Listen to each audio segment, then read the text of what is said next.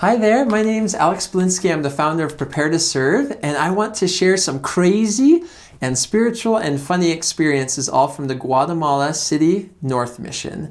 I hope you enjoy. Amanda. Attempted kidnapping of my companion and I. We were emergency transferred that day and a few weeks later put into remote areas. While serving in a remote area and tracting, some people followed us and threatened to slash our wrists like they did to others if we ever came back. I have a feeling this is going to have a lot of crazy stories, this mission. Tatin, getting robbed twice in the same areas. Jared, being the first on the scene of a rape murder victim. Having our apartment ransacked and robbed while tracting in the morning. Hitching rides on top of logging trucks and open bed pickups. Cutting my ingrown toenail with a hot knife, then going to a rural hospital. Showering with an electric heating unit connected to the shower head. I was electrocuted several times, surviving a 104 fever after a mosquito bite. Tracking Zona 18 in general to the sound of gunshots. Wow. Christine, we had a guy chase us and try to lift up our skirts. There were lots of drunks on the streets too. Matthew, living in Paraíso Tres for the first 3 months, laugh out loud. Jonathan, people trying to rob me, we declined their invitation. That's nice of them. Pablo, we were chased by a drunk guy with a machete on his hand. He did not even get close to us as we ran like crazy, but it was scary when we saw him coming towards us. Michelle, we had someone drive by with a machete out their window. Luckily we felt to move right before they drove by, or they would have chopped our heads off. Kendall, proselytizing in Zona 18 at night, 7 p.m., and having a gun pointed at my head, I turned around and walked the other way. Jeremy, we checked in on a house after other missionaries had been told not to come back under pain of death, unknown to us. A man came out with a machete yelling death threats as we talked our way out of the mess. Lee, in the dry season, people always close the bus windows to keep the dust out, but that made it stiflingly hot. We rode up in the luggage rack for fresh air. I wasn't paying attention and ran into a tree limb. On a positive note, the mission nurse said the doctor in El Estor was great at making stitches clean and even. Amanda, getting stuck in the mud. It would rain so much that your shoes, sometimes up to your calves, would get stuck in the mud. Monster feet or monster shoes is what the people would say, as your feet were so caked in mud. Eric, a goose attacked us. Becky, we got chased by a bull. We almost drowned in the middle of Lake Itza with a wedding cake. Tatin, being bitten by a dog my 4th day in the field. Jared, this is funny and gross. While tracting in the slums, I fell into a river of sewage up to my waist. Thankfully, a lady who lived in a tin hut close by had a laundry machine and dryer. I only had to wear a towel as my clothes were cleaned. Christine, carrying a huge VCR up and down muddy hills. We fell almost every day while carrying it. Jonathan, push starting a bus.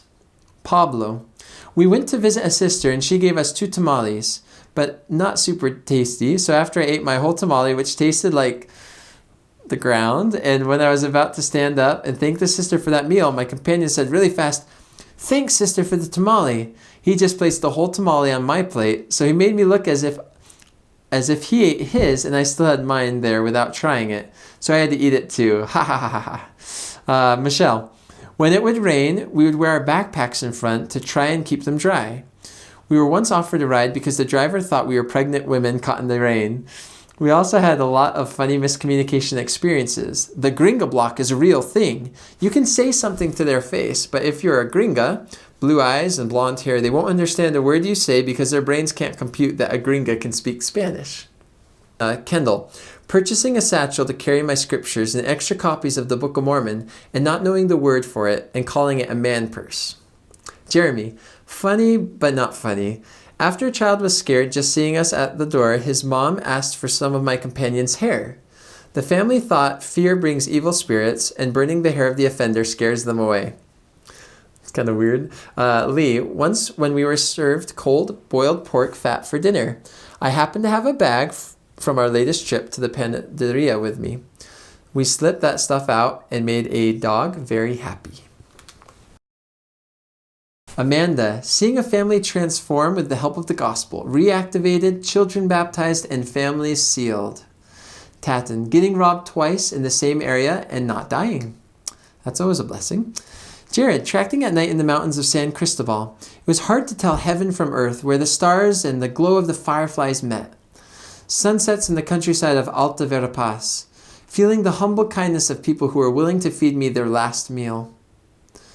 Christine, we contacted the town drunk and were able to teach his whole family the gospel. He stopped drinking cold turkey. We had some issues with marriage documents that required a lot of faith that they would arrive before their scheduled baptism. They arrived about 30 minutes before. That's so cool. Just enough time to get married before heading to the church for their special baptism. Matthew, the whole thing was spiritual. Jonathan, teaching a Bible study group, the Resena. Pablo, while teaching a lesson in Teleman, Polochic, we showed the image of the first vision, and the lady started to cry. And when she was able to speak, she said once she was bitten by a snake, and she was so scared to tell her dad that she went to bed knowing she'd die as it was a poisonous snake. While suffering the effects of the bite, she saw a guy with white clothes who came to her room and placed his hand on her wound and healed her. That person she saw was the same on the image we showed her of Jesus Christ. Michelle, singing hymns to a very old woman who was a member after she had a stroke and feeling her spirit even though she couldn't talk to us. Eric, that's in Spanish, I'll skip that one. Kendall, watching one of my first baptisms go through the temple for his mission while I was on my mission. Jeremy, while giving a discussion during a torrential downpour, I felt the need to pray that the rain would stop so we could hear each other. Just as I finished my silent prayer, the rain stopped completely. The storm wasn't even moving on through the hills. It just stopped. The gospel needs a voice. When it needs silence, it gets it. Lee, we gave a blessing to a boy who was sick. Blessings happened a few times a week. This boy was clearly much more ill than anyone I had seen. I determined to finish the blessing, wash my hands so I didn't get what he got, and head to the pharmacy and ask what to get. When I put my hands on his head, he had a blazing fever. The blessing was short, and I basically said this: because of the faith of your parents, you will be healed. At the amen, his head felt cool, and he had fallen asleep after not sleeping the night before. I made a point of not washing my hands because I knew the sickness was gone. A few days later, he was running around at church with the others. It's awesome. Well, I hope you enjoyed some of those stories from the Guatemala City North Mission. If you're a return missionary from the mission and you'd like to share some experiences and insights and testimony, you can go to preparetoserve.com/survey and just fill out the Google form there, and that will be forwarded on to us, and we'll just look through, make sure there's no typos, and then just post it on the website. If you're willing to be video interviewed about your mission and can make it to Utah, we'd love to interview you. Usually it takes about an hour. And it's really fun. And you can just message us on Facebook, or on our website, or on our YouTube channel. Anyway, thank you so much for watching, and I hope you have a wonderful day. Take care. Bye-bye.